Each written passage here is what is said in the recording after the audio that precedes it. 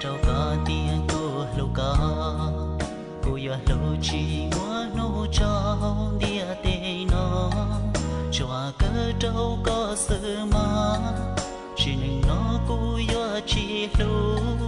lành từ có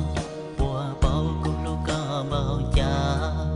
cô lô tan cho hậu xiên chữ gió kê lô tư trong đời có ý lần xưa do nụ tư cô chỉ mua có cơ tòa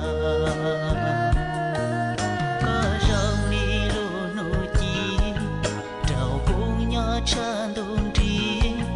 do lù nụ chi chân chê lù ly chi trăng cô lù có tên cho cô tròn trắng tia tên nó chỉ mua có chỉ cô lù tê yo lư qua ta cô thọ nụ có xây tua lù tia giờ chỉ lâu cô má tua kia trâu có sung